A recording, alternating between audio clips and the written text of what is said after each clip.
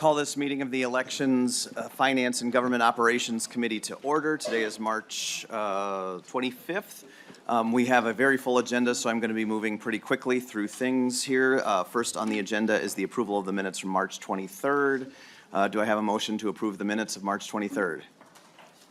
Representative Coulter. So moved. Thank you, Representative Coulter. Any discussion to the minutes? Seeing none, all those in favor, please say aye. Aye. Opposed? Okay, we've adopted the minutes. We've tweaked the agenda bill order slightly here, so just I'll make sure to say what's up in the order it's up. So follow along at home. First item on the agenda is House File 4348, Representative Kraft. I will move that House File 4348 be moved to the General Register, I think is the destination of this one. And you have an A1 amendment. Would you like me to move that? Yes, please. It's get it in the form that I would like it. Okay, I will move the A1 amendment. Is there any discussion to the amendment? Okay, seeing none, all those in favor, please say aye. Aye. Opposed? Okay, the bill is in the shape you would like it. Please describe your bill, Representative Kraft. Thank you, Mr. Chair, and nice to see everyone again. House File 4348 would allow local units of government to bond for thermal energy networks. And by the way, the A1 just made sure that counties could do it as well as other local units of government. It doesn't require it. It just says, hey, this is infrastructure that could be bonded for. Thermal energy networks are systems that use the ground to efficiently heat and cool groups of buildings, neighborhoods, and they will be long-lived public infrastructure, just like water, sewer, district energy. But today, Minnesota municipalities and counties lack the financing tools to build them at scale. Texas actually recently addressed this barrier with their own House Bill 4370, which classified geothermal systems as public improvement projects. That change will unlock access to bonding and empower local governments to finance and deploy these systems. This bill is about Minnesota doing the same. This is also an area where there is actually clear federal alignment. Trump's U.S. Department of Energy is actively supporting geothermal innovation through its Geothermal Technologies Office. They even have a Geothermal Everywhere campaign. Why? According to the U.S. Department of Energy, geothermal is renewable, reliable, and versatile.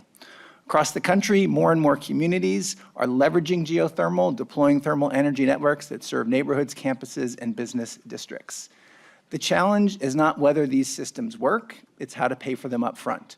While they require some significant upfront investment, they deliver decades of savings, often reducing heating and cooling costs by 40 to 70%. General obligation bonding would be a great tool for this. It lowers financing costs, spreads investment over the life of the asset, and allows public ownership of infrastructure that delivers long-term value. In a cold weather state like Minnesota, the opportunity is very exciting because the temperature underground where geothermal networks go is always virtually the same. Thermal energy networks can reduce winter peak demand, lower costs for families, and strengthen local energy resilience.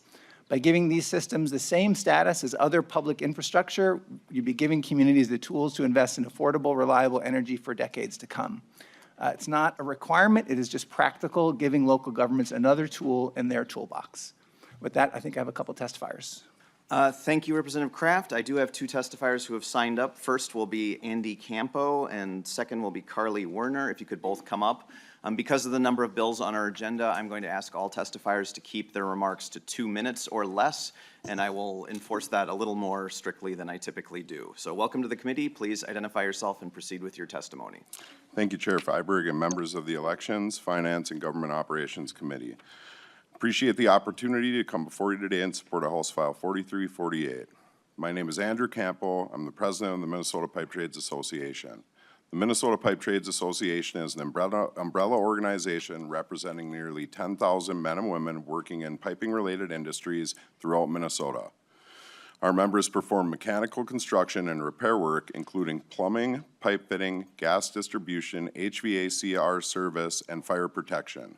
The energy sector is critical for our members who build, maintain, repair thermal power plants, including coal, gas, and nuclear, along with petroleum and renewable fuel refineries and pipelines.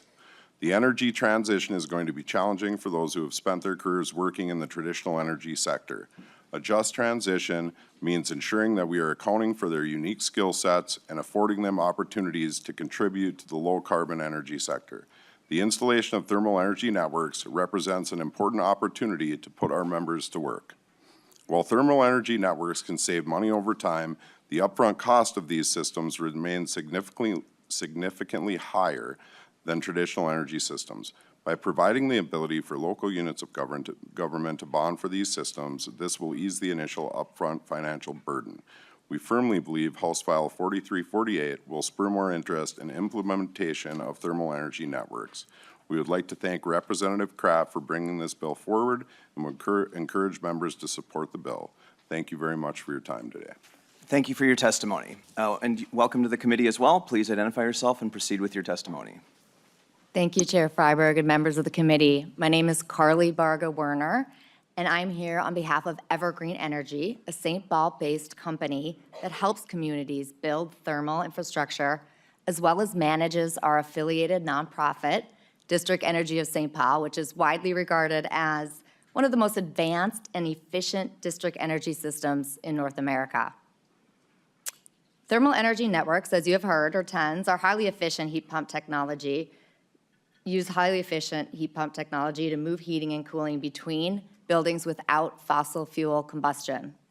TENS provides communities with locally controlled and resilient energy systems while supporting sustainability goals, reducing long-term costs, and protecting residents from energy price volatility. We have seen these benefits firsthand.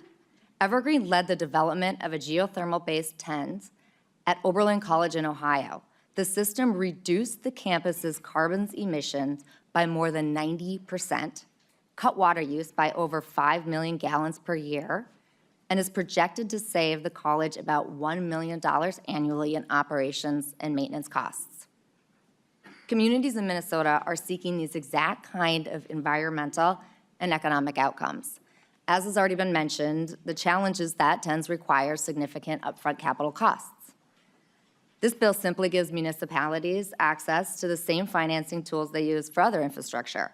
And at a time when cities are facing aging water and wastewater infrastructure, House File 4348 allows them to rebuild holistically, installing TENS alongside other utility replacements, thereby lowering costs and allowing costs, again, to be spread over the long life of these systems. House File 4348 removes the key financing barriers and empowers communities to build the energy systems of the future that will serve residents for generations. Thank you very much for your time, Chair and members. Thank you for your testimony. Are there members of the public who wish to testify on this bill? Seeing none, we'll turn to member discussion. Representative Acom, Chair Acom. Thank you, Mr. Chair, and thank you, Representative Kraft, for bringing this bill forward. I appreciate the information you shared as well as the information from your testifiers. I speak in strong support of this. I think there's such an opportunity here. In the Energy Committee, we have also passed planning grants for cities to be able to access to look at geothermal to see if it makes sense financially for them, and then to have this opportunity around or available as well. I think it's great, and it's the direction that Minnesota needs to be going. So thank you. Appreciate you bringing forward this bill. Thank you, Chair Acom. Co-Chair Quam. Thank you, Mr. Chair. And it was stated by one of the testifiers there was a cut in the water usage, and I'd like to have that explained. Plus, what was the delta in the electricity consumption? Representative Kraft, or would you like one of your testifiers to return? Well, I think that was a specific question about the cut in energy consumption on that project, so I can't answer that. But where's the testifier that was just up here? Yeah. I will say, just from a efficiency perspective, because you're dealing with an underground temperature that's always the same, I think it's like 57 degrees or something, it's very efficient, even more efficient than an air source heat pump, because you don't have to move the temperature that much one way or the other. So these kind of geothermal, thermal energy networks are really efficient from a energy efficiency perspective. Yeah. Ms. Werner. Thank you very much, and thank you for the question. And you're right, Representative Kraft, is about the efficiency of the systems. They're much more highly efficient, but I can certainly get that engineering question to my professionals to get you the answer. Chair, Co-Chair Quam. Thank you. I really don't understand how you would cut water usage unless you were utilizing water as a, to affect your temperatures. But if you have, one of the things that you have with these systems is there is a bit of electrical load, and so I'd like to understand the delta on that. Is this just limited to closed loop, or do you have, feed and flow? Representative Kraft. Thank you, Mr. Chair and Representative Quam.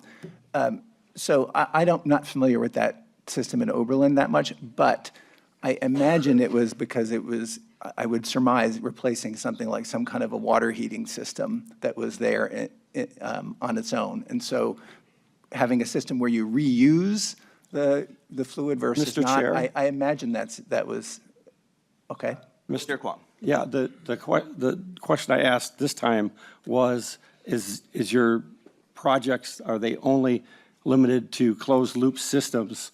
The water flow thing, if you were using water heating, et cetera, the consumption of water wouldn't really have changed if you're using a closed loop system to, because once you load it up. But I'm trying to find out if you're using one of these free flow systems, which some municipalities are looking at, of where they take out of an aquifer, they flow it through, either heating the water and using it to, whether it's steam or whatever they're doing with, there are ones that are using aquifer water, flowing it through the system, and then flowing it out. So it's a single flow utilization of where you're pulling and then returning. So I'm trying to find out if you're only supporting the closed loop. Representative Kraft, I'm trying to pull up the definition of, there is a citation, Chair Quam, in the bill to section 216B.2427. Well, Mr. Chair, there's a few different ways this is done. Over 20 years ago, I was on a school board and we looked at utilizing one of the systems. Plus, I've had discussions with multiple entities that have been looking at it at different applications. So I'm trying to find out exactly what the aim is. Yeah, I appreciate that. So I was able to pull up the statute. It does say a thermal energy network means a project that provides heating and cooling to multiple buildings connected via underground piping, containing fluids that, in concert with heat pumps, exchange thermal energy from the earth, underground, or surface waters, wastewater, or other heat sources. I'm not an expert in this. I don't know if this answers your question, but. No, it doesn't. A closed-loop system could use water or other things to flow through, and you circulate and you don't change. Some systems are running, they pull the water from the ground, an aquifer, flow it through to do the heat transfer, and when it's done, it flows back out, and it's not used. So closed loop or not? Representative Kraft. Yeah, thank you, Mr. Chair, Representative Quam. The bill isn't specifying one or the other. And within statute, the definition of thermal energy networks doesn't specify it's closed loop or it's not. Many of them tend to, the more things that I'm seeing are closed loop, but it doesn't specify in this statute or in our current language definitions if it's closed loop or not.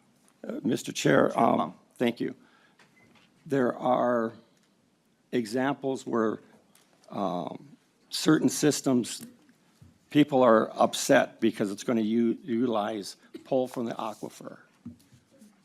If it's not closed loop and the continual utilization and pulling from the aquifer is not a trivial thing to look at. So your bill ought to have something that takes into account that you oversee and make sure that you're pulling it from the correct aquifer and where you're returning it to, and is that going to affect the drinking water, both for the municipality locally, but downstream in that aquifer. There are cities of which they have to use different aquifers because they're at capacity and utilization.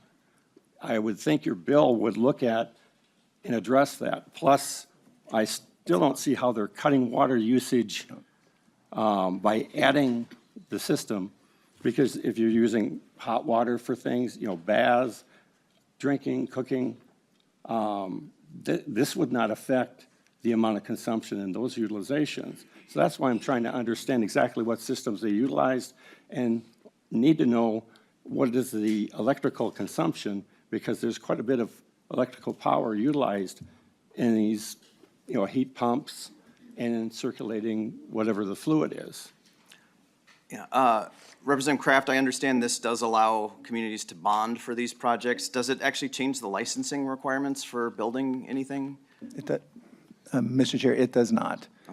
And I know there are other places where we've dealt with health impacts and things of thermal energy, have protections in place for that.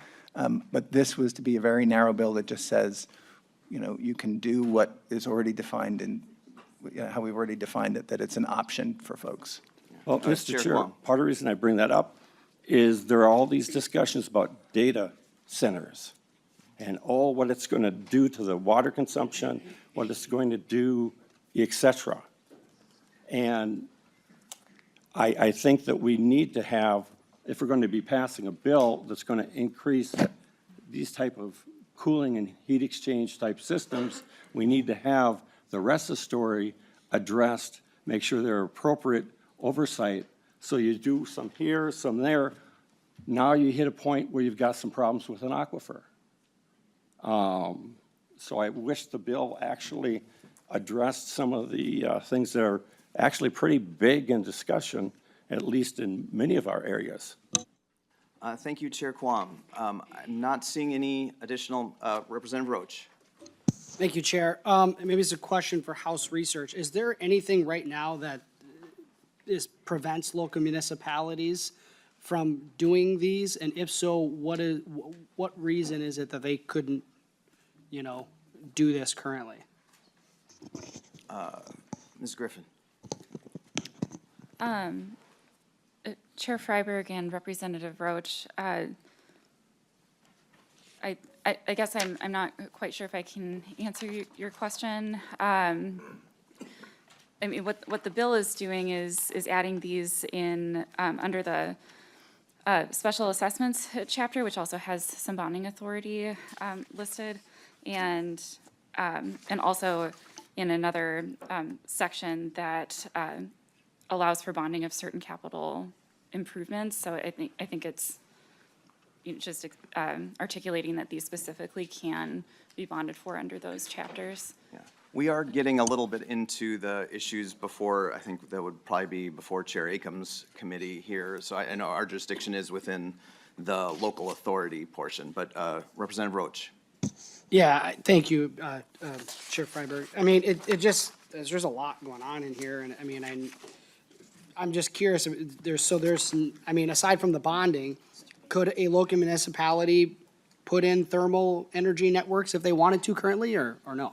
Representative Kraft. Yeah, Mr. Chair, Representative Roach, they could. The issue is that some may want to, but it's an upfront expense. So this is just giving them another tool to be able to do it, but they can do it today. I believe there are some pilots and things that have happened today. All right. Maybe in Representative Lee's area. Yeah. So this is something that people can do today. We're just trying to say for local units of government that want to do it, consistent with our laws and protections, that they are able to bond for it, because this is long-lived infrastructure. All right. Okay, seeing no additional member discussion, any closing words, Representative Kraft? Mr. Chair, what I would say is that this is a fairly straightforward bill. Representative Quam, if you have concerns with this, and if this would extend to other folks, I'd be happy to follow up and say, before it would go to the floor, to say that I'll put on a requirement that says it must be closed loop unless we can get you comfortable with that. So I'm happy to commit to do that.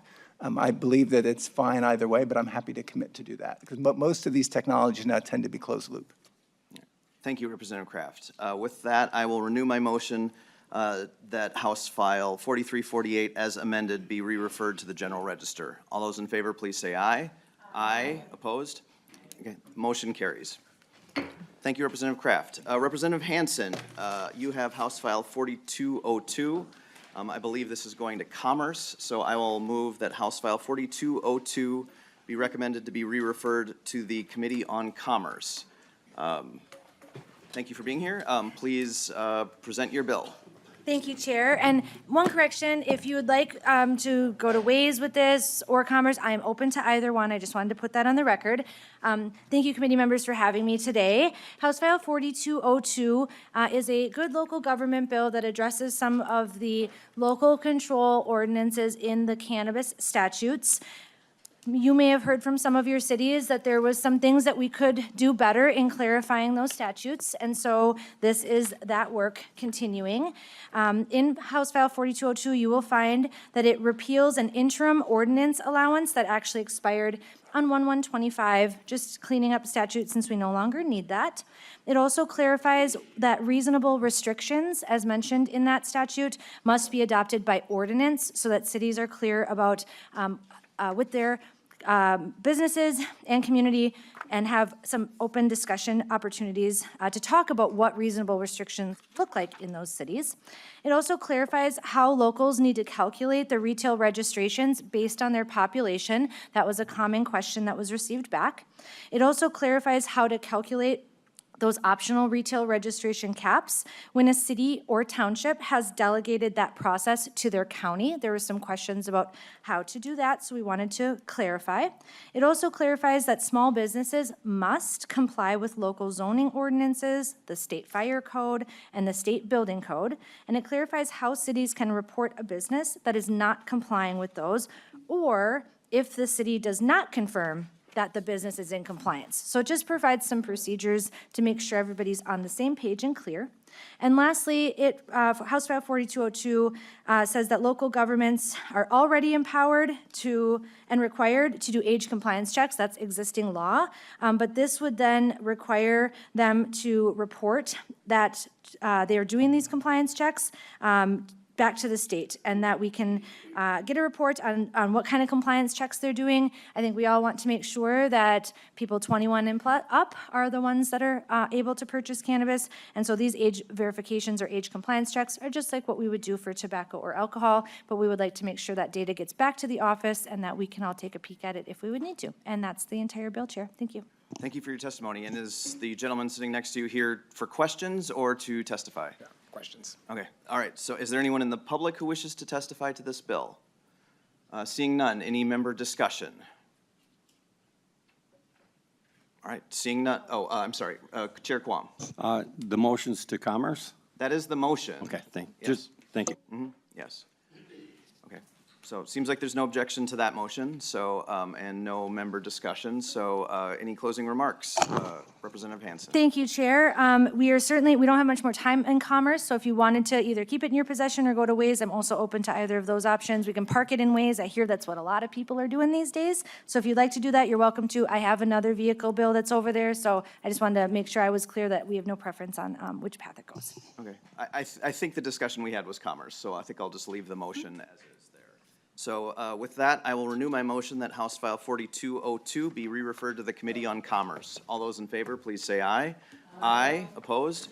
Okay, motion prevails. Thank you, Representative Hanson. Thank you, Chair, and thank you, Committee. Representative Luger-Nikolai. While you come up, I will move that House File 4186 be before the committee and to be laid over. So welcome to the committee. Please present your bill. Thank you, Chair Freiberg, Chair Quam. House File 4186 is a bill that enables large local units of government to invest in trusts holding fixed income investment grade securities with at least 80% of those investments being federally insured, so low risk investments. It also requires that those investments make as part of their mission multifamily home development. This bill adds authority to the types of authority that municipalities already have to engage in certain types of investment, which is not broad, which I will get to very shortly.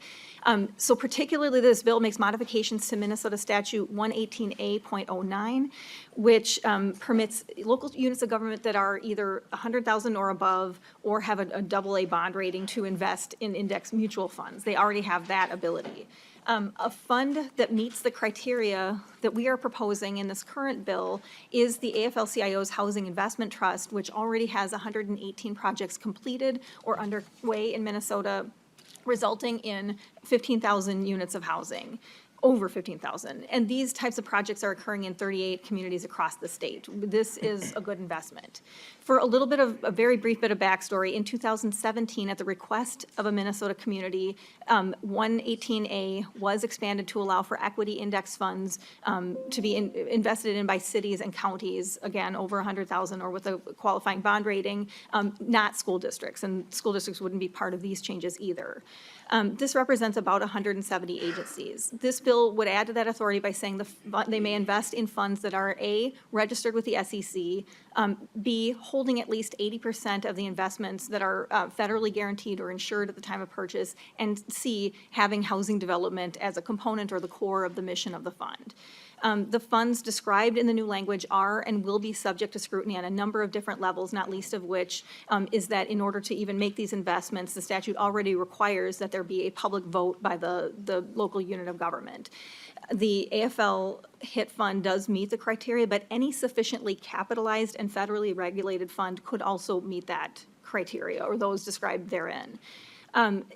I know that investing with integrity is important to the members of this committee. I know that investing with integrity is important to our local units of government, and it is to my labor siblings at the AFL as well. The HIT fund meets these criteria, and any fund can and should. But ultimately, the HIT fund is doing the work of making investments in housing across the state. Right now, demand exceeds supply in our state for housing, and this bill would give municipalities the ability to at least participate in some of the increase in supply. And with that, I have two testifiers. Thank you, Representative Luger-Nikolai. Welcome to the committee. Please identify, first of all, limit your testimony to 2 minutes or less, and then go ahead, identify yourself, and proceed with your testimony. Thank you, Mr. Chair. I'll try to get committee caught up here. I'll be quick. Thank you, Mr. Chairman and committee members. My name is Tom Dicklich. I'm the Executive Director of the Minnesota State Building and Construction Trades Council. I'm here in strong support for House File 4186, and I'd like to thank Representative Luger-Nikolai for carrying this great bill. For a couple of decades, hundreds of union pensions plans have invested a small amount of our portfolio in the Housing Investment Trust. We've gotten good returns while also benefiting from local Minnesota investments by the trust in housing projects here. This unique effort has the potential to offer a triple benefit: good returns, private investments in badly needed local housing, and construction jobs. All this bill does is allow some local cities and counties to invest in vehicles like housing trust if they want to. We're in a housing crisis, and I believe this is a unique market-based effort that can be part of the solution with very limited risk. I'll turn it over to Pat Harris for further testimony. Thank you, Mr. Dicklich. Welcome to the committee, Mr. Harris. Please identify yourself and proceed with your testimony. Mr. Chair, members of the committee, thank you for the opportunity. I am Pat Harris with the AFL-CIO Housing Investment Trust. I've been investing for Minnesota communities for almost 3 decades, managing funds for over 350 Minnesota cities at all levels of the yield curve. I have lived the 118A statute my entire investment career. I've been active in the Minnesota GFOA.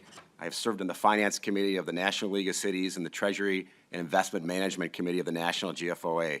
I also served for 12 years on the St. Paul City Council. 118 allowable investments are largely safe, fixed income investments that are collateralized, insured, or otherwise protected by the government. 118A also includes certain commercial paper investments and mortgage-backed securities. As you know, several years ago, 118A was expanded to allow investment in equity index funds for any city or county with a population of 100,000 or more, any city or county whose most recent GO bond rating in the prior 18-month period is AA or higher, and is limited to 15% of their reserve funds only. That amounts to about 170 Minnesota cities and counties, under 20% of those communities, and schools, as stated already, are not included. House File 4186 allows for this same subset of entities with the same 15% limitation to invest in fixed income mutual funds with a portfolio largely comprised of federally guaranteed securities. It does not require investment and does not seek or require state revenue.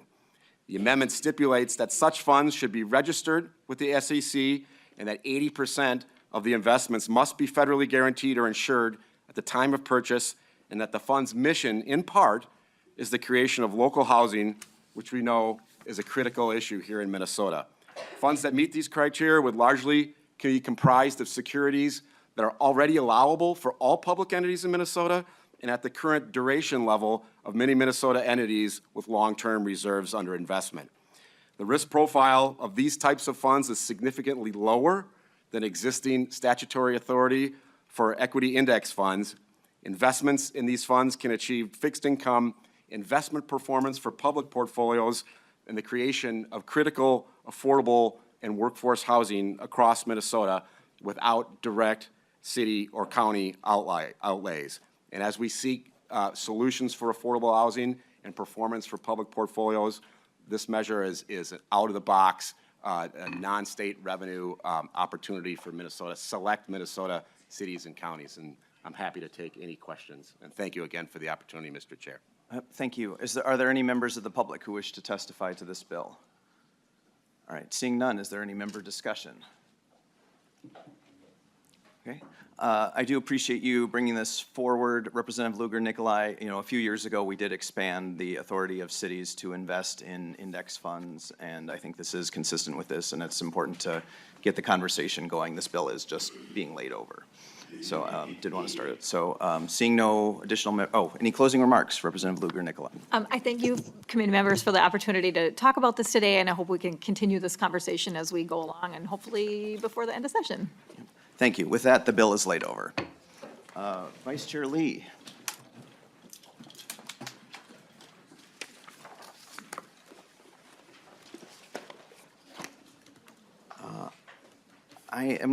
While you go up there, I'm going to slowly say that my assumption is that you would like to move that House File 4455 be recommended to be re-referred to the General Register. Is that your motion? Yes, Chair, that is my motion. Thank you. And did you want to move the A1 amendment at this point? Yes, please. Okay, so the A1, is that just to put the bill in the shape you would like, or did you want to? Yes, those are technical changes from our friends, I guess, our Senate Council friends. Is there any discussion to the A1 amendment? Seeing none, all those in favor, please say aye. Aye, opposed? Okay, the bill is in the shape you would like. Please present your bill, Vice Chair Lee. Great. Thank you, chairs and members of the Elections and Government Operations Committee for the opportunity to talk about this very exciting bill today, House File 4455, a bill that proposes amendments to Minnesota Statute 383A, a section that pertains specifically to the administration of Ramsey County only. So I don't have the county manager here today, but we do have folks from Ramsey County who can answer technical questions.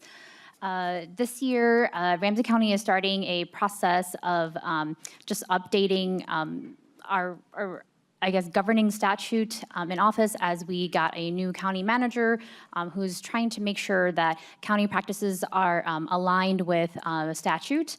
And so this bill before you would amend parts of 383A that govern human resources administration. The bill would streamline and update language that is outdated and obsolete. As you see, some titles have changed as our society has changed and as the way we think about human resources management has changed. It would also enable Ramsey County to update their internal policies and, again, align organizational structures that reflects our modern public sector management practices today. I should also let you know our Ramsey County Attorney's Office has closely reviewed all the proposed revisions and finds that they are consistent with the requirements of Minnesota Statute 375, which governs the administration of Minnesota County statewide and do not impact labor contracts or any positions represented by unions. So with that, open to member discussion. Thank you, Vice Chair Lee. Are there any members of the public who wish to speak to this bill? Okay, seeing none, is there any member discussion? Okay, seeing none, any closing remarks, Vice Chair Lee? No, and hopefully we can get this to the General Register. Thanks. With that, Vice Chair Lee renews her motion that House File 4455 as amended be re-referred to the General Register. All those in favor, please say aye. Aye. Opposed? Okay, the bill is on its way, Vice Chair Lee, so thank you. The next series of bills here, we have heard already, and laid them over. So there are, the bill that we'll be discussing is one of mine. So if you recall, a few weeks ago, we heard 4 bills that were brought to us by the Metropolitan Council. One of them was mine. I think 1 or 2 of them might have been Representative Vernig's, and one was Vice Chair Lee's. So I'm just going to use the one that I was the author of, that was 3883, and move that before us. And I would like to move House File 3883 be referred to the General Register. Now, there is a delete everything amendment that was included there. And this would just incorporate the other 3 bills that I mentioned into this bill. So this, just so members are aware, this would include, I think I have it on the agenda.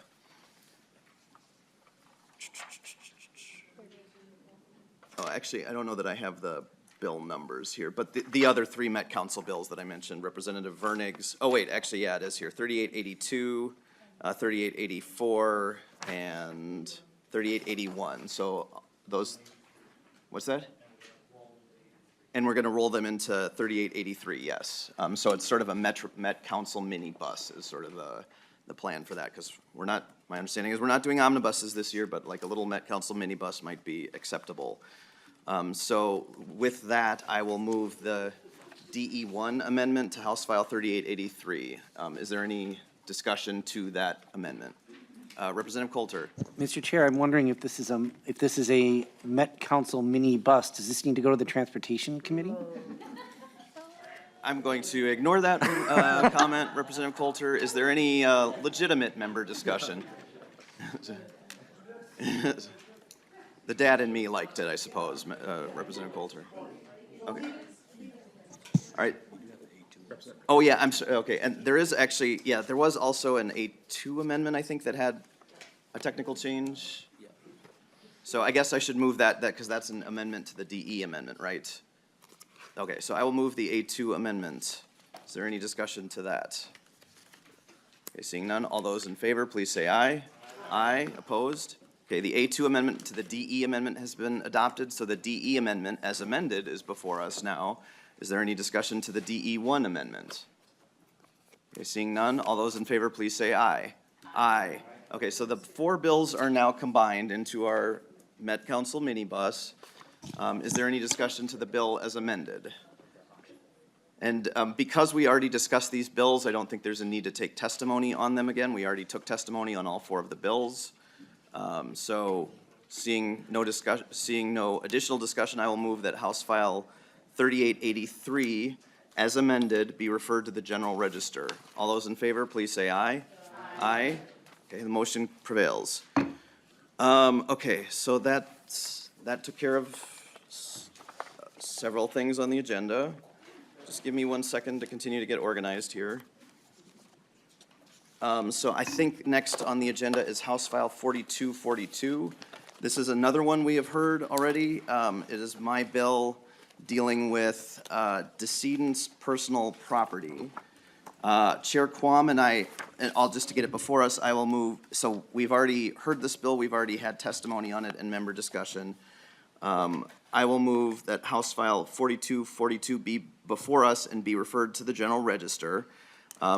Prior to this meeting, Chair Quam and I met, and he expressed some concerns with it, which are reflected in the A1 amendment, which was handed out to you and posted to our deadline. It did not meet, just to be clear, it did not meet the 24-hour rule, but Co-Chair Quam and I have been pretty accommodating of these sorts of requests. So this takes care of 2 issues identified by Chair Quam. It makes the language mandatory, so if there is a known blood relative, the property, any property left must be surrendered to that blood relative. But if there isn't, then the coroner will sell the property as in the bill as previously introduced, and it can be used to pay reasonable expenses, but then it has to be held for a year so that in case a relative does show up. I think maybe we want to keep, since we did put this together fairly late, we may want to keep working just to make sure there's no unintended consequences, but I'm certainly comfortable with this at this point. I don't know if you had any Comments on it, Chair Quam? Mr. Chair, if there's something that does come up, we can do a technical correction when it's voted on. Sure. Thank you, Mr. Sounds Chair. good. So I will move the A1 amendment to House File 4242. Any discussion to it? Yeah, Representative Davis. Yeah, can you just refresh my memory? How long do they have to hold on to those possessions now? I believe, I think the folks from the county are here and might be able to answer that. Are they still here? Okay, what's that? Oh, okay, all right, they did step. Beg your pardon? Okay, let's see.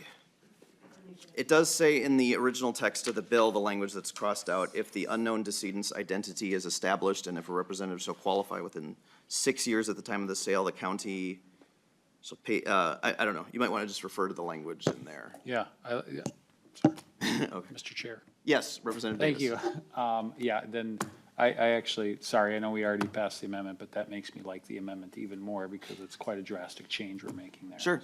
Okay, so, did we actually vote on the amendment? I'm sorry, Mr. Chair, I'm tired. Okay, So- okay, I think we're still discussing the amendment. I don't believe we voted on it, actually. So any additional discussion to the amendment? Okay, seeing none. All those in favor of the A1 amendment, please say aye. Aye. Opposed? Okay, the amendment is adopted. So now to the bill as amended. Any discussion? All right, seeing none. All those in favor, I will renew my motion that House File 4242 as amended be referred to the general register.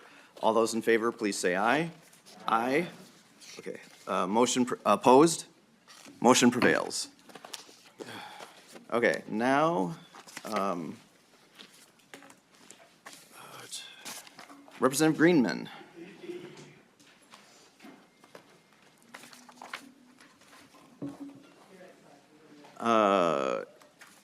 I believe your motion was going to be to refer House File 2688 to the Rules Committee. Okay.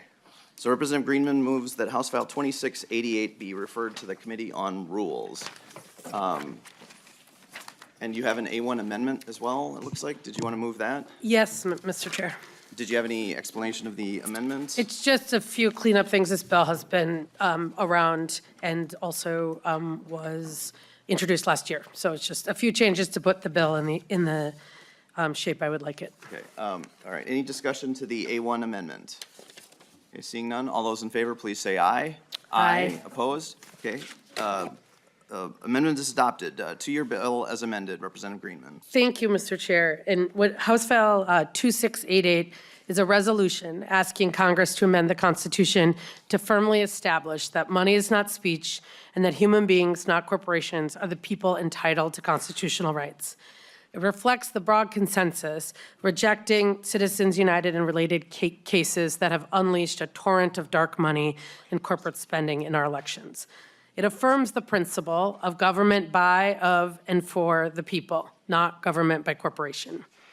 Let's be clear, many Americans already believe that we have government by corporation, government by dark money, government by whatever billionaire gives the most. And here, in this body, we should and do owe it to folks to tell them it is government by the people. This is a crisis that we should all be concerned about. We have to do something about this problem of big money in our politics. Since Citizens United in 2010, the U.S. has seen an explosion of outside spending in elections. In 2008, before Citizens United, it was $144 million nationally. By 2024, the amount was over $4.5 billion and is rising every year. That's a 2,800% increase since Citizens United unleashed a torrent of dark money and the outside spending that we all see in every election. This is a national problem, but it is also a Minnesota problem. A report from the Humphrey Institute found that from the Humphrey School of Public Affairs, found that over half the spending in the most competitive races in 2020 in Minnesota were dark money, money that voters couldn't determine who was behind the ads or the spending. And in 2024, state elections in Minnesota attracted over $25 million in outside spending, which at a federal level, as I said before, hit an all-time high of $4.5 billion, over half of which was not fully disclosed. I won't belabor the point. We have a problem, and voters across the political spectrum want us to do something about it.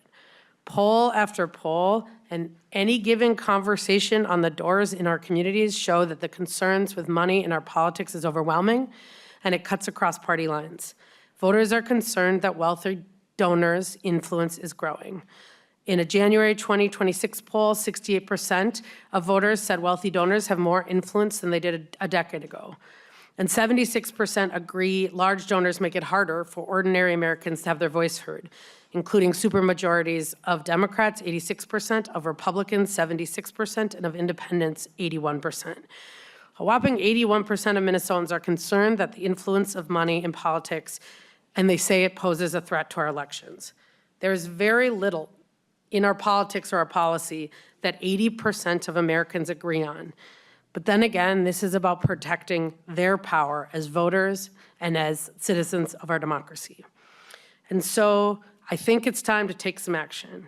And this is a resolution. What it asks Congress to do is to move a constitutional amendment to overturn the principles of Citizens United and reaffirm that in Minnesota, that in the United States, corporations are not people. It is only one of the things moving this year. And so we need to continue doing the policy we've been doing. We need to continue doing the corporations work we've been doing. But please don't listen to the corporate spending lobbyists. They come in here and they say, the political industrial complex on both sides of the aisle, that we can do nothing, that lawmakers are helpless because there's nothing we can do about Citizens United and no solutions. But we understand there is something we can do. We understand why they don't want us to do anything, because the chamber and the big business lobbyists rely on that flood of corporate money. So here's what we can do today. We can pass this resolution, send it to rules, which is I think where my colleagues wanted to send it, and affirm that it is people and not corporations, not artificial entities that are the ones with the inalienable rights and the freedoms protected under the Constitution. And with that, Mr. Chair, I think that there are some testifiers. Thank you, Representative Greenman. I have two testifiers who have signed up. If you could come forward and sit next to Representative Greenman, I would appreciate it. It is Joaquim Mendiola Johnson and Jeff Clark.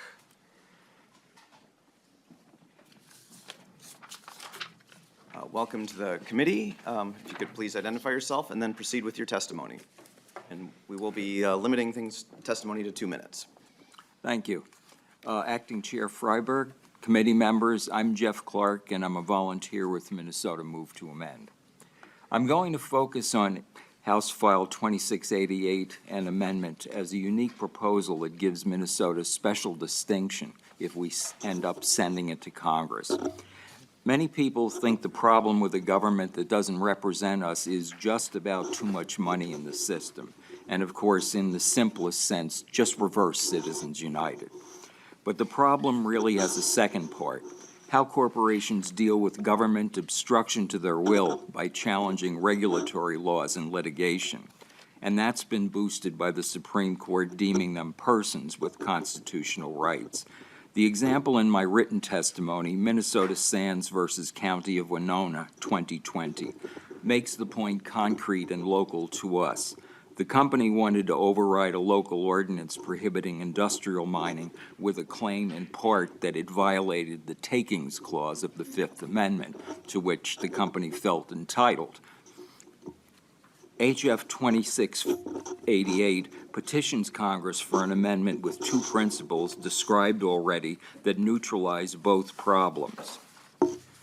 In fact, this is the only proposal that tackles them.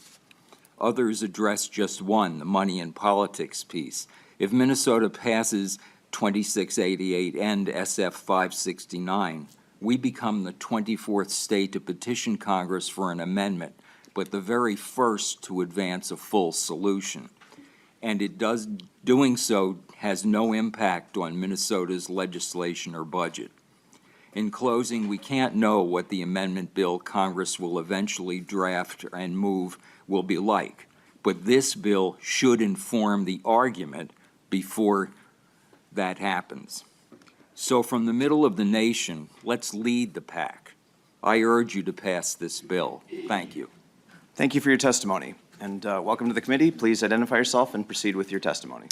Hello, Acting Chair Freiberg and members. My name is Joaquin Mendiola Johnson. I am 21 years old, and I am not a policy expert, just someone trying to have a say in my future. Like many young people, I have often felt ignored by politicians in politics. It seems like my voice isn't being heard because I do not have money or influence. I spend much of my time taking care of my homebound grandparents and have spent many past years working at a summer camp. I am Latino, and I am from South St. Paul, a town where for generations people worked in the stockyards, doing hard and often overworked labor that kept the meat industry running. I am also the son of public school teachers, raised to believe that showing up and doing your part matters. This is the kind of community I come from.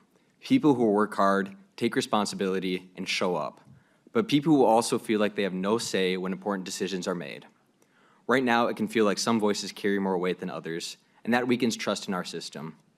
When I look at how campaigns and messaging work today, it makes me question whether regular people truly have an equal say. Whether someone like me or people in my community are being heard in the same way as others. I believe that this is a nonpartisan issue. No matter where you stand politically, we should all want a system where everyday people feel that their voice and participation matters. This resolution, to me, is about strengthening that trust. It is about making sure our democracy reflects the people it serves and that hard work, participation, and community still count for something. I am here because I want to believe that my voice matters, that my community's voice matters, and that the system can work for all of us. For these reasons, I respectfully ask for your support and a yes vote on House File 2688. Thank you for your time. Thank you for your testimony. Are there members of the public who wish to testify on this bill? Okay, seeing none, we will go to member discussion. Vice Chair Altendorf. Thank you, Mr. Chair, and thank you, Representative Greenman. First of all, before I forget, I would like a roll call. Roll call will be granted. Okay, thank you, Mr. Chair. On this bill, I know it's fun to call it dark money that is being spent in elections, but can you address, Rep. Greenman, a little bit about, unions and their spending? Are they also going to be included? Because what I have seen in the past is that we want to label businesses dark money, but we're excluding unions, which then don't fall into that same criteria. Representative Greenman. Thank you, Madam Chair, or Mr. Chair, and thank you, Representative Altendorf. This bill, the bill that I would love for you to talk to you about is the corporate reset bill, which affects all artificial entities. That was in Commerce and says every artificial entity, whether you are a corporation, a union, an S corp, a trade association, would be, we would take away their spending powers, which the state of Minnesota grants. This is about a resolution to Congress that says Congress should pass a constitutional amendment that allows states and the federal government to regulate entities, to regulate artificial entities as they should.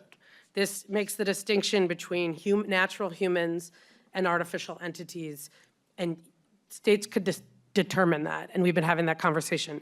But I don't think that this actually, the vote here today is whether we think that Citizens United, which said that entities, whatever entity you want, artificial entities, have the same constitutional rights as natural persons, and this would take that on. Vice Chair Altendorf. Thank you, Mr. Chair. Thank you, Representative Greenman. I think I'm just a little bit confused. If you could again, so you're trying to amend our Constitution, correct? Could you please explain how you would like to amend or change the First Amendment of our Constitution? Representative Greenman. Thank you, Madam Chair. This is a resolution to Congress to put to pass a constitutional amendment, the same way that the First Amendment was adopted. We can adopt, what would it be, the 25th Amendment. I will not get into the weeds of both of the First Amendment arguments around Citizens United, because Chair Freiberg will be mad at me. I'm a campaign finance lawyer. But what this would be doing, in a nutshell, is say, like the vast majority of Americans believe, Natural people have constitutional rights. Corporations have the rights and the privileges that we grant them. That's actually firm law. And what this would say is that people are endowed with inalienable rights and corporations are not and can be regulated. It's a constitutional amendment, though, so it would exist along the first 24 amendments. Vice Chair Altendorf. Thank you, Chair, and thank you again, Representative Greenman. So I think you maybe know this or not, but I do not take any PAC or lobbyist money, and I would be happy to work with you anytime to help eliminate all of the spending that's happening here in Minnesota. This I do not support. I believe it's completely out of our wheelhouse. And also, again, when we are, I just think it's a complete overreach of what we're doing, and I don't think it's going to incorporate everything that you want to do. Representative Roach. Thanks, Chair. Freiberg, appreciate that.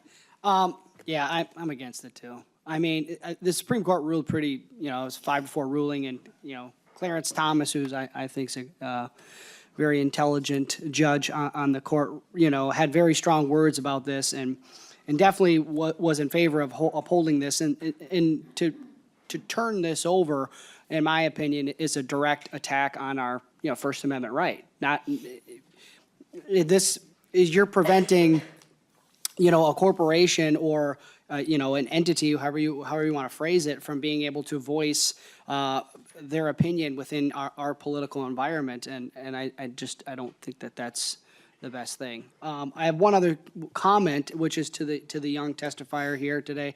Appreciate you coming forward and testifying. Your voice does matter. You come in here to this body, we do appreciate your testimony. And I'd say if you've got politicians that you're reaching out to that aren't taking you serious, maybe you should talk to a different politician because they care. Thank you, Representative Roach. Representative Coulter. Excuse me. Thank you, Mr. Chair. So first of all, I'm going to try not to go too schoolhouse rock on everybody here, but I think it's important for us to remember the process that is involved with amending the United States Constitution. States cannot do that by themselves. This is not creating an amendment to the Constitution. I think it'd be the 28th, by the way. I think we're up to 27 now. This is a resolution directing Congress to pass an amendment to the Constitution. Congress would have to, each House of Congress would have to pass that with a 2/3 majority. It would then go to the states for ratification. Assuming the number of states doesn't change, it would need to be ratified by 38 state legislatures before it becomes effective. So first of all, Congress still ultimately has the say about what the amendment looks like. Second of all, states have the ability to ratify it or not. And so I think we will have the opportunity at some point in the future, I hope, to weigh in on whether or not we think that language should go into the Constitution of the United States. That is the process that exists. It is not overreach to suggest that the federal government take action on this. The second thing I want to say on this, I think it's really pretty ironic, given the conversations that we so often have about protecting life and the sanctity of human life, that here we are now treating corporations, entities that are a creation of law, as though they are the creation of human life. We are endowed by our Creator with certain unalienable rights. Corporations are not. They are not endowed by the divine Creator. They are not given that spark of human life, the thing that makes human life so unique and wonderful. And I think it's frankly insulting to act as though they have the same rights as human beings. Thank you, Representative Coulter. Representative McDonald. Mr. Chair, interesting, Representative Coulter, and very well said, I would say, certainly, but you probably forgot to mention one particular caveat. Corporations are made up by what? People who have certain unalienable rights. So that is what a corporation, but that's not my question. My question is for the author, Representative Greenman. Article 5, when you open up the Constitution, or have a constitutional amendment, it gives way to perhaps some tomfoolery of our Constitution. There is a group of people here at the Capitol that want to have a constitutional amendment to have term limits and for a balanced budget. Of course, as Representative Coulter schooled us on the Schoolhouse Rock of the two ways in which you can amend the Constitution of the United States of America. But I had a wise uncle who would ask me in regards to the Constitution, is the Constitution broken? With that, I say no. Then why open it up and dissect it? At what point do you think this is broken in the First Amendment, Representative Greenman? And in your bill, page 2, 2.1 to 2.2, it says that it shall propose amendments, as in plural, to the Constitution.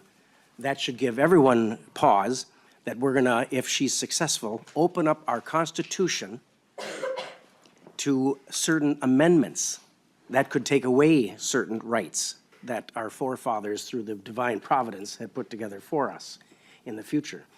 So in the question for you, Representative Greenman, is on 2.2, what proposed amendments, plural, are you suggesting in your bill? Representative Greenman. Thank you, Mr. Chair, and thank you, Representative McDonald, for allowing me to clarify. I agree that what we should do is put the amendment not to have a constitutional convention, and those are different processes, and this does not call for a constitutional convention. I share some of your concerns about that, and, you know, the way that the Constitution came about from the Articles of Confederation, right, was a convention. What I would say is that I think that what I think for Congress to do, because Congress will then take this and they will go and they will draft one amendment or two amendments, and then it will go through the process that Nathan Coulter, that Representative Coulter mentioned, which has never been something that is fast-tracked. People never, voters and our communities don't say, man, people are doing too much amending the Constitution. I think that the last time we have amended the Constitution was in the 90s. Okay, looking at Matt Gearing, who is the one who would know. And so if that is your concern, if the S is your concern, this is going to rules, and I would love to work with you on that amendment. But I don't actually think that my intention is not to have a constitutional convention. My intention is that what we need is what the voters and Americans are asking us for, which is to affirm that people are people, that corporations are not people, and that money is not speech, that people's speech is speech. And this doesn't mean we will never have a world where nobody spends any money in the elections. That's why in paragraph 2, it talks about the subject to regulation, right? We do that all the time. What Citizens United did was in Minnesota before 2010, we had a regulation where corporations and entities couldn't spend directly in our elections. That was state law until 2010. And so a lot of what we are doing is actually not new, it's old. We are going back to a time where our whole elections weren't flooded by and overwhelmed by money. Just a clarification too. I noticed the only reference to the word amendments plural is in one of the whereas clauses, and it's just describing the process of adopting amendments by the states. But the actual, resolution part is on line 2.5, and it says our request is that the Congress propose an amendment, so singular. So just thought I'd reference that. Representative McDonald, Chair McDonald? Thank you, Mr. Chair. Well, based upon that, maybe the author would accept a oral amendment to delete amendments, because it does say 2/3 of the House shall deem it necessary shall propose amendments, plural. Maybe you'll propose a oral amendment to delete that and make it singular. Would you be open to that? Chair McDonald, that sentence is actually describing the process set out in the Constitution. So I think to do what you're proposing would actually be an amendment to the Constitution. Now, don't get wise on me. Let Representative Coulter decide that one. This may be a question for Matt Gearing. Mr. Gearing. Mr. Chair, Representative Greenman, I think I'd defer to the committee on his preferences on whether to make that change. If you want to make that change, just cough, Mr. Guerin. Sorry, just kidding. Chair McDonald. Mr. Chair, then just finally, yeah, I think that I understand where you're going with this. The money that's spent in elections are almost, I hate to say immoral, but it's up to people to spend. Corporations are people, they're not ants. They're people who make up corporations. But we've gone off the track a little bit with the amount of billions spent in a single election.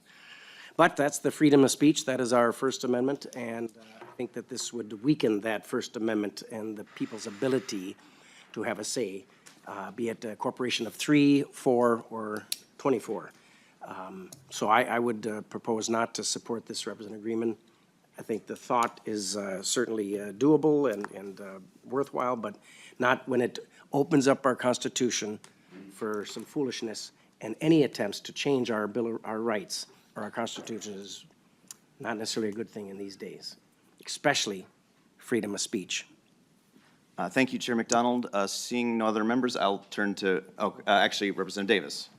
I just have a comment, and I just have to say it. So I am so glad that both sides of the aisle just loves and wants to protect our unalienable rights. I would like to invite everyone in this committee to help us protect the unalienable right of the Second Amendment. Thank you. Co-Chair Kwong. Thank you, Mr. Chair. And looking on 2.8, any entity, including any organization or association of one or more persons. So Minnesota moved to amend is an organization of more persons. Labor unions are organization of more persons. There are a lot of groups of people that come together for a common cause and be involved to try and improve our nation. I have some concerns about including in this new constitutional convention this part of the language, because I think we do better when we have an issue and people come together and work together for a cause and get involved. I love seeing people in the audience and testifiers come forward, because they're, in the United States, you can be involved. And I think this language opens up to where it would be disassociating these groups, because you come together on a problem and different people speak, you become more aware of the 360 of the question. You're better together, working together to improve. So I have some issues with the language here. Thank you, Mr. Chair. Thank you, Co-Chair Kwam. Seeing no additional member discussion, any closing remarks, Representative Greenman? Thank you, Mr. Chair. And I just note that again, this is not a constitutional convention. This is a constitutional amendment process.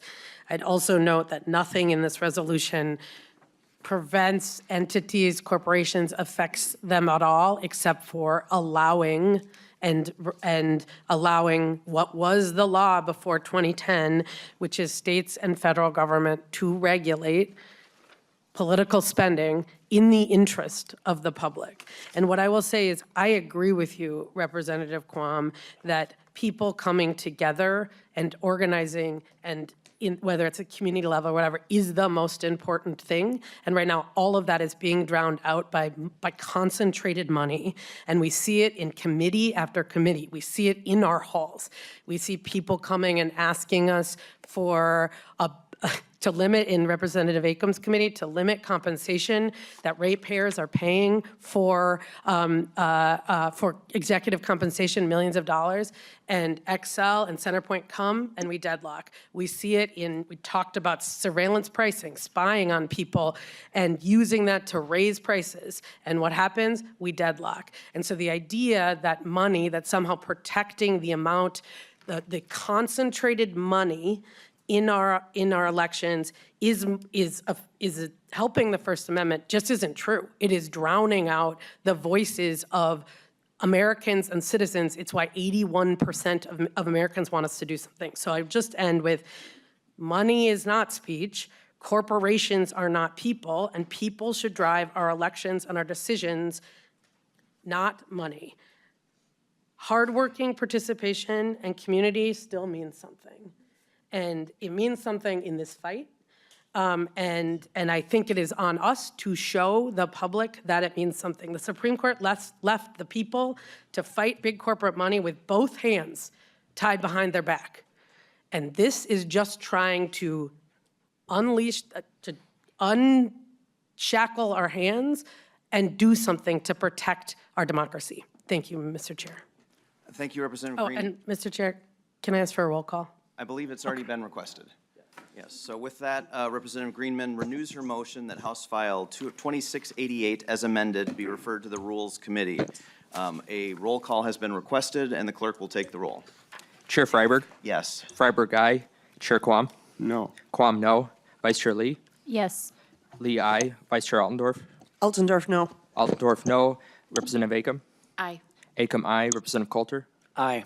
Coulter, aye. Representative Davis? No. Davis, no. Representative Gordon? No. Gordon, no. Representative Greenman? Aye. Greenman, aye. Representative McDonald? McDonald, no. Representative Roach? Roach, no. Roach, no. Representative Vernig? Aye. Vernig, aye. Mr. Chair, there are 6 ayes and 6 nays. There being 6 ayes and 6 nays, the motion does not prevail. The bill is laid on the table. Thank you, Representative Greenman. So now we will come back to House File 3295, which we discussed on Monday and took testimony for. Representative Gordon, would you like to move your bill again to the General Register? Yes, Mr. Chair. Well, I would like to move it to the general register, and we have some amendments as well. So I'll move, I guess, HF 3295 before the committee again to be re-referred to the general register. Okay. And I appreciate the discussion that we had on Monday. As a reminder, this is a bill that would allow public bodies to live stream meetings on social media. And I appreciate that, like I said, the discussion. That's led us to a couple of amendments. I'm going to move the A4 that would remove state agencies from the public bodies that the bill would apply to. Okay. Representative Gordon has moved the A4 amendment. Is there any discussion to the amendment? Vice Chair Lee. Yes, thank you, Chair, and thank you to Representative Gordon for working with me and other members of the committee on getting together the amendments, and also thanks to the staff for working really quickly to move this. So the A4 is a good amendment. Please support it. Any additional discussion? Okay, all in favor of the A4 amendment, please say aye. Aye. Opposed? Okay, the A4 amendment is adopted. Thank you, Mr. Gordon? Thank you, Mr. Chair. And I believe Representative Lee has the A5 that she would like to offer. Okay, Vice Chair Lee. Yes, thank you. And so the A4 solves the problem of this not going to state gov. The A5 addresses the issue that we discussed earlier about comments and, you know, whether you can verify also the humanness of sometimes like the bots that have infiltrated social media. And so I really appreciated Representative Gordon for working with us on this to make sure that, you know, we protect the integrity of our open meetings. And, you know, the House is a really good model. Right now, people can live stream our committees online, on YouTube. Hello. Thanks for tuning in.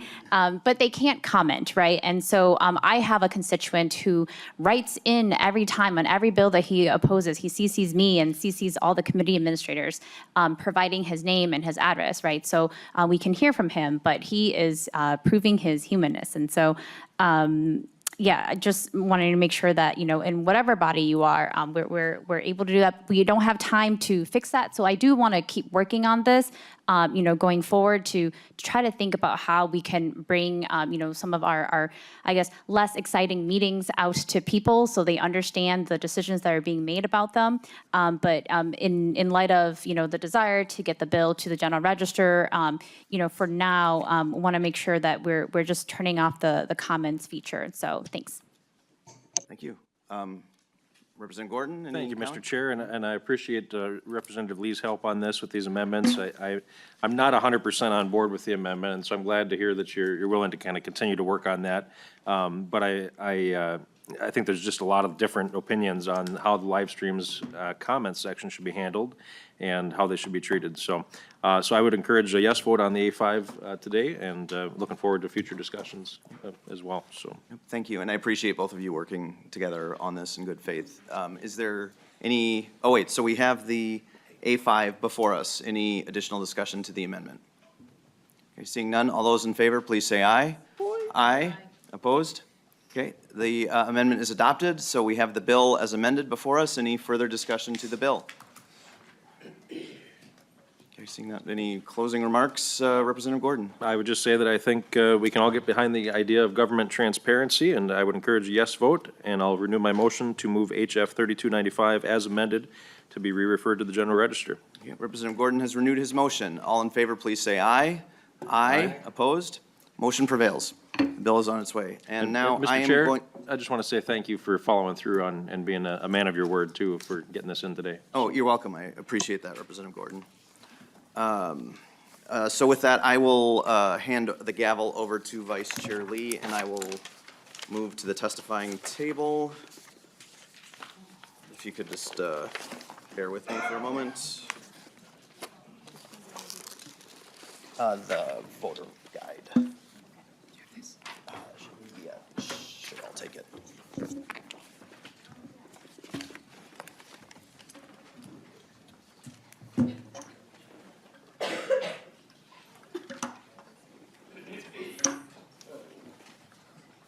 Okay, so Chair Freiberg moves House File 3862 before the committee.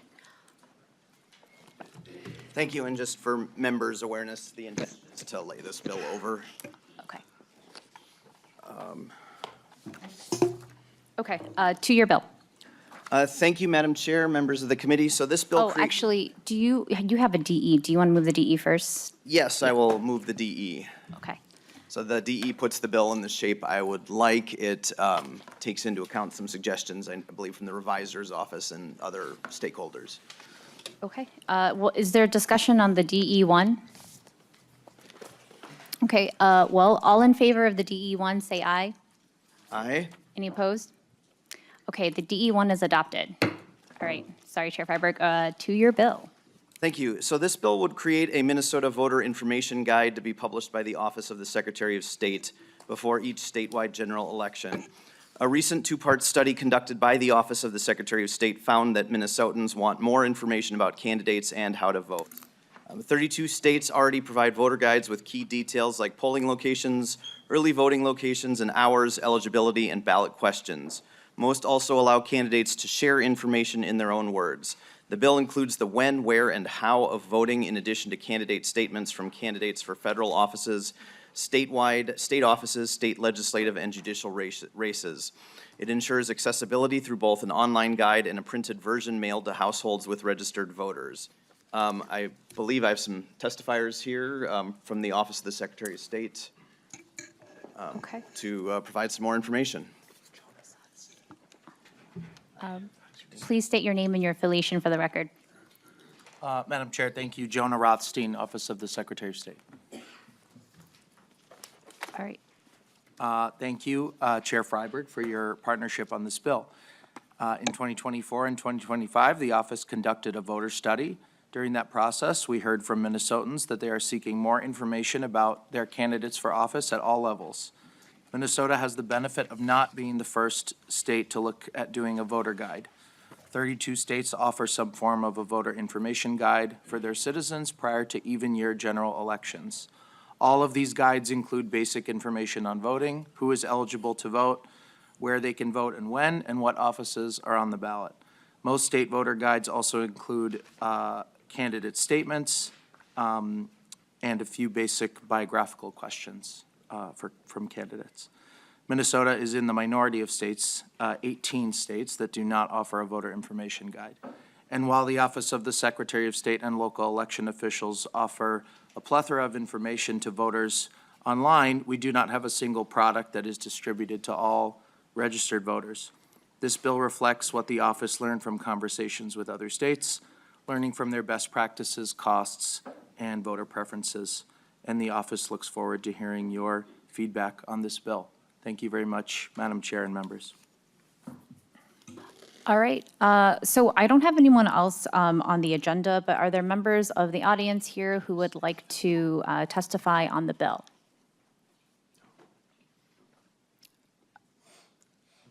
Oh, okay. Oh, so Ms. Freeman is available for questions. Great. So seeing nobody else here, I guess we're open it up for member discussion. Representative Roach. Thank you, Chair Lee. Is there a fiscal note on this? Chair Freiberg. Yes, there is. I want to say it wasn't very much in the current biennium is the good news. In the, in the tails, it was a little bit more. I want to say it was in the neighborhood of $2 million, and that is part of the reason this is being laid over at the moment. I do think it serves an important purpose in voter education, though, and I think it's worthy of starting a discussion this year. Representative Roach. Yeah, I mean, listen, I'm not necessarily, I mean, as far as the cost goes, I think it's, a little crazy, and I think people have to do their own, be responsible for being informed on their own. I would be more inclined to have something that, is online, that's easier to access, that would cost a heck of a lot less money than, $2 million, for a bunch of prints, but just my 2 cents on it. Okay, Chair Freiberg, or Madam Chair, Representative Roach, that's certainly something we're open to discussion on, so thank you. Vice Chair Altendorf. Thank you, Madam Chair. And I guess my question was kind of on the same lines, but if you have considered, we get a lot of mail, a lot of junk mail that just, gets recycled right away. And if you would consider, because as it was written right now, right, that it was to be mailed out? And so would you consider, doing something that's more of like a digital, so it's less expensive? It just seems like a lot of people, this is going to get thrown in the, recycling container. Chair Freiberg.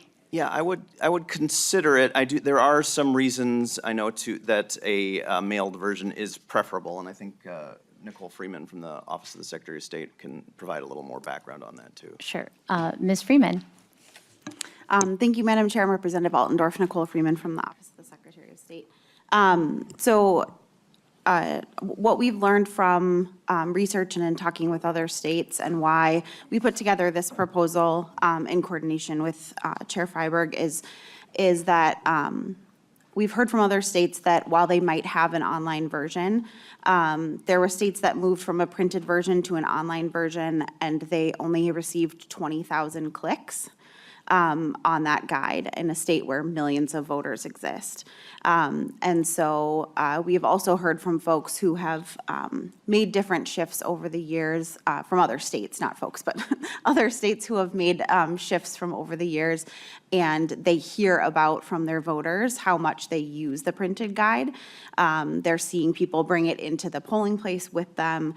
And so I think while I definitely recognize the volume of mail that folks get at their houses, we were, I think, a little bit surprised to hear the popularity of the printed guides in other states, and heard the feedback from states where they made a shift to just online only, and that people really did miss that physical version of it.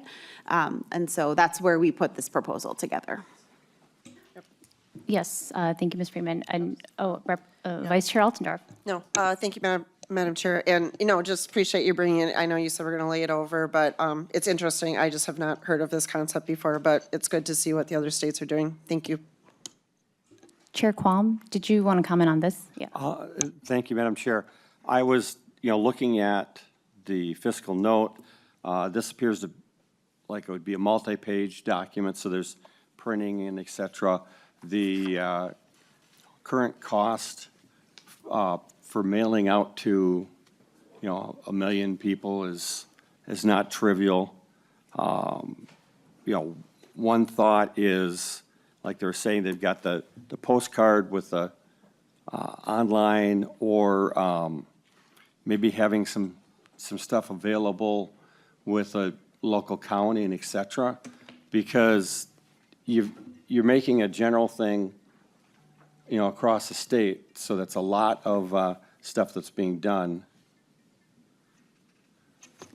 And I just think the costs are pretty high, plus we do have people registering with not real mail addresses, so you're mailing out to a non-real address.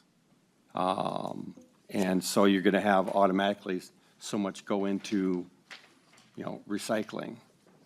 I think there's a lot more thought that could be done to make this easier or have stuff available. But if you're going to send something out and you had a place where there were documentation at, the county or the city, you could have on the postcard, which has a special lower rate. It just seems as if it's well, this would be great. I don't think the details have been reviewed sufficiently to remove, some of the waste and also make things more specific, because if you have to wade through a bunch of stuff, oftentimes people will just, toss it. But you get something that's designed for your area. Like right now, go on the Secretary of State's site, you can put in your zip or address and boom, you have that information. And so if you want to have printed, I would do the partnership with the counties, which are part of the activity for voting. So, I'm glad it's laid over, and I'm sure we can work to have better informed and more focused information. Thank you. Chair Freiberg, or Ms. Freeman, perhaps you could explain if the voter guides would educate voters about local elections and local races and what that might look like. Yes, thank you, Madam Chair. Right now, the voter guide would include information on how to vote, where to vote, when to vote, and details about what offices might appear on an individual's ballot. This bill would include offices, so all federal offices, statewide offices, state legislative races, as well as judicial races. It wouldn't, at this stage in this bill, wouldn't go any sort of lower on the ballot than that. But would include information about what offices might appear on someone's ballot. And in the bill, it doesn't prescribe exactly how we would break down the guide from a geographical area, but that is something that I think would be further looked into and discussed, and then would be something that would be decided and put in through the rulemaking process. To ensure that whatever guide is put out, to Representative Quam's point, yes, we want it to be a guide that is usable for folks, that it's not, a phone book being shipped around the state. And so that's something that the office would continue those conversations with folks across the state to figure out what the right balance would be. Great. Representative McDonald. Madam Chair, Representative Freiberg, the idea has some good merit. I'm glad it's being laid over so we can continue to discuss this. I particularly like on page 5, section 7, requiring photographs and a recent photograph as well. I think that's a very good thing for local photographers. You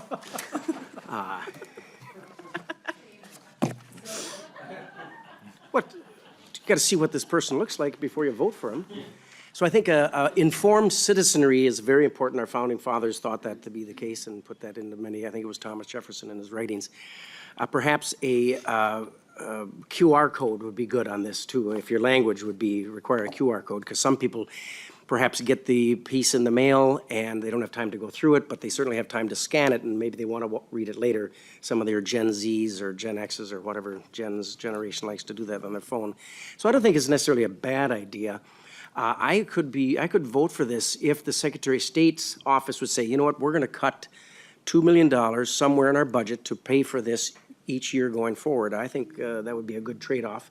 I think a piece of mail, I don't call it junk mail, as a business person to get my information to a consumer via a hard copy, because we live in this realm of digital on our screens, is a good thing.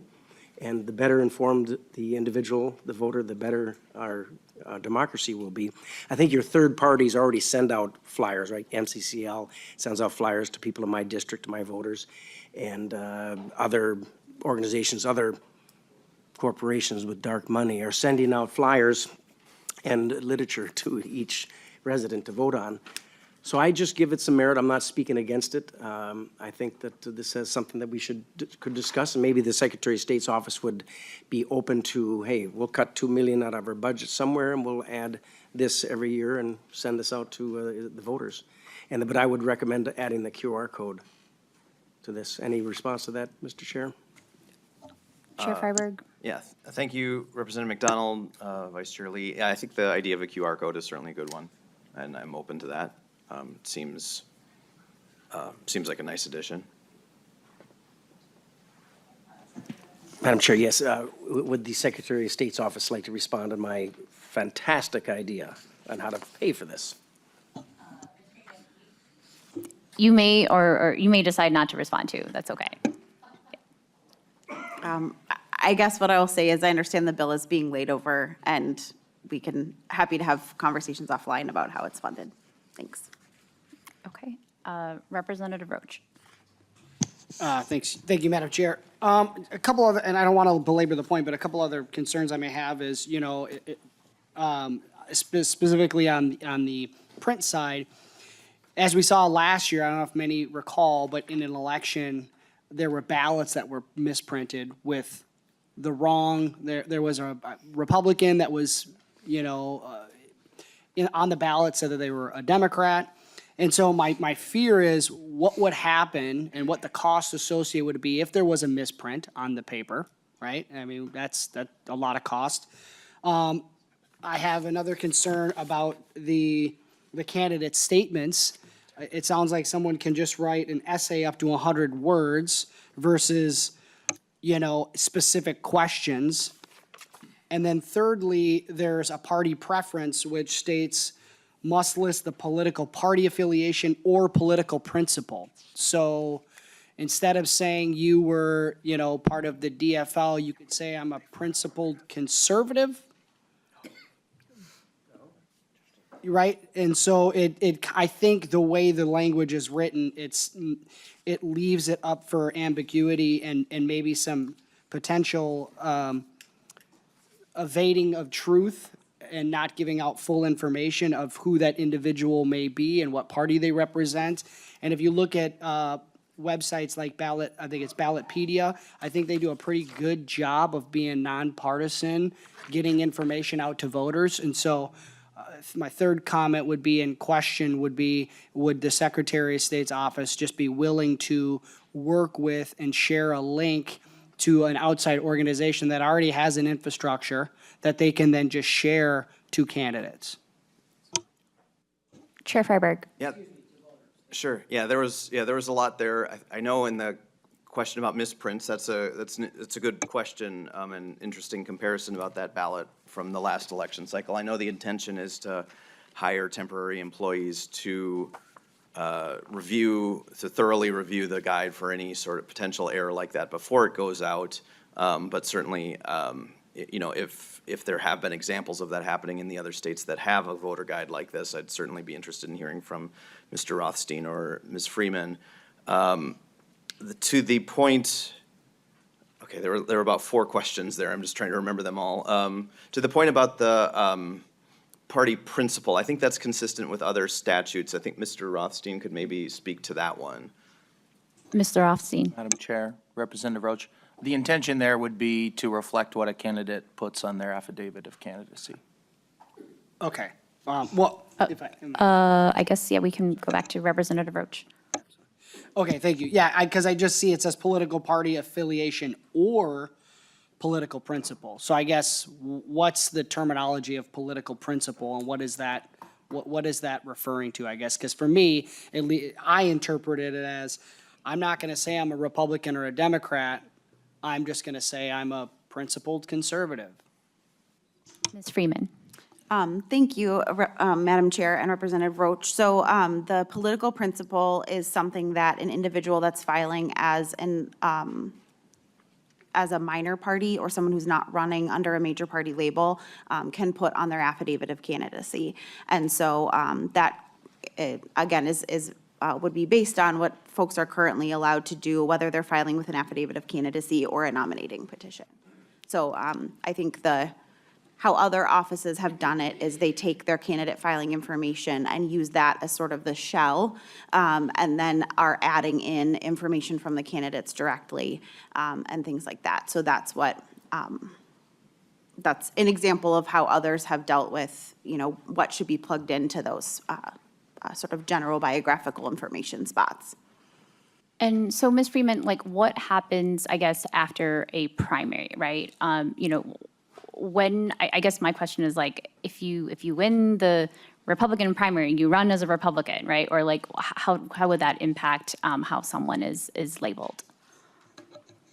Thank you, Madam Chair. So that individual, the folks that are running in that primary would have said that they affiliated with the Republican Party or the Democratic Farmer Labor Party or whatever other, but those two parties as major parties in Minnesota currently. And so then they would appear then in the general election guide under that party. Great. Is there further member discussion on the bill? Okay.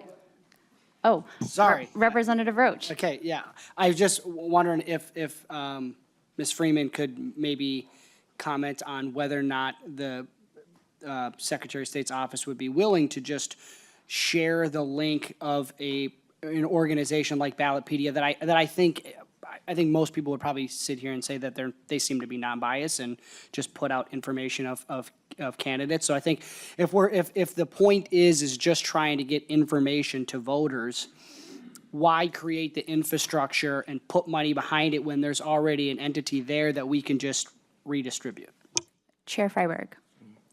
Thank you, Madam Chair. Thank you, Representative Roach. I knew there was a part I wanted to speak to because there were a few questions there, and that was one of them. I mean, I'm certainly open to discussions about including a link to some other source. I don't exactly, as far as I know as well, Ballotpedia is fine. I don't know exactly what their methodology is or if they're like a Wikipedia type thing where anybody can add in any information. So just linking to it as a matter of, I don't know. I guess I just want to be sure about what sort of methodology any organization uses, whether it's them or anybody else, before kind of giving it the government stamp of approval. And I don't know if Ms. Freeman or Mr. Rothstein have any additional point on that. Ms. Freeman. I would just, thank you, Madam Chair, and Representative Roach. I would just say we currently do publish on, it appears both on the sample ballot as well as in the candidate filings if a candidate provides their own website. And candidates can update that information either with our office or with their local filing officer at any point throughout the election. And so we do have those websites so that, yes, that is the way that the way that voters right now, in addition to their own, Googling and researching, could get information directly from the candidates. Representative Roach, are you good? Okay. So, I know I'm chairing, but I would like to just tell the committee, so Ballotpedia and some of those websites just take information that is self-reported from candidates. And so, if we are concerned about, whether people are, misrepresenting their political party or whatever, I think we should really, think twice about what we read online. I think the idea of a non-biased, non-partisan guide is actually really important. As we know, the internet has exploded, and you can't believe everything that you read on the internet these days. And like Chair Freiberg pointed out, people should be questioning what the methodology is when you're reading these, purported voter guides. We have a good public radio station, NPR, which sometimes publishes voter guides for people, and also that information is self-reported by candidates. So it's a what's the word? it's whatever is submitted by the candidate, right? I think the concern here that hasn't been brought up is the digital divide. I think I like the idea of providing a website in addition to mailers. There are many places in Minnesota where internet connectivity is not always a guarantee. There are members of the legislature who had problems, tuning into session and tuning in to vote during COVID. And so this is why having mailed out information is really important.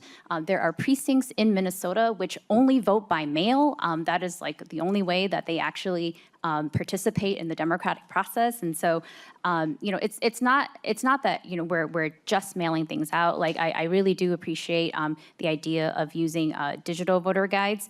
But this is a really important service that we should have. I used to live in a place that provided a service like this, and it was actually really important because I didn't know that there were all these other positions and all these other people running for office. And so I appreciate Chair Freiberg bringing this forward and trying to provide information to voters in a non-biased way, right? In a world where we're always bombarded with information and people don't have time to figure out if what they're reading is true or not. So thank you. Closing remarks, Chair Freiberg. Thank you, Madam Chair. Thank you, members of the committee, for the robust discussion. With the number of bills on the agenda, I wasn't thinking we'd have this much time, so I really appreciate it. You've given me a lot to think about as we continue this discussion. I do think it's an important one to have, and it serves an important role in the states that have it to keep voters informed, and appreciate members' consideration. And with that, I guess I will just can I lay the bill over from here, or should you do it? I think it doesn't matter. The bill is laid over, so. And then I think you have one more bill left. We don't need to do it. We have 5 minutes. We're very efficient in elections. No, I mean, honestly, I did put it on the agenda, hoping we could come to agreement. It was one issue where it seems like there's still some concerns on the other side. So, rather than take up the time to discuss it, I think we can just lay that one aside. I mean, I don't know, you can ask if anybody's here to speak on it, but we already did have a hearing on this with testimony, so I doubt it and don't know that that's necessary. Yeah, I think the agenda does say that we won't be taking testimony on it, so I guess, we're okay. And with that, I guess, yes, Chair Freiberg, goodbye. Yes, I think this might be our last hearing, potentially. It is coming up to deadline, so I know a typical thing that we do in these last hearings is thank our staff. I do want to make sure to acknowledge the really hard work that they put in. We couldn't do it without you. My legislative assistant, Christopher Ollendorf, Wilson Lee, the committee administrator, Joe Scouten from DFL Research, you jumped in this year and did a great job. Our nonpartisan staff is amazing. Matt Gehring, Chelsea Griffin, Helen Roberts, our pages, Lydia Christensen and Riley Jones. You guys all do incredible work. I really appreciate it. Chair Quam, would you like a minute to acknowledge? I don't want to mess up the names on your side or anything like that. And I'm sorry, I should have probably warned you that I was going to do this. I think you're being asked to. Yeah, they're behind my back. Sorry about that. So we got Pat, we got Joseph, we got Will. Okay, well, thank you all. I really appreciate it. So it's possible we'll have some additional hearing after the deadline, but at this point, nothing's scheduled. So it's been real, Elections, Finance, and Government Operations Committee. Okay, and I guess with that, we're adjourned.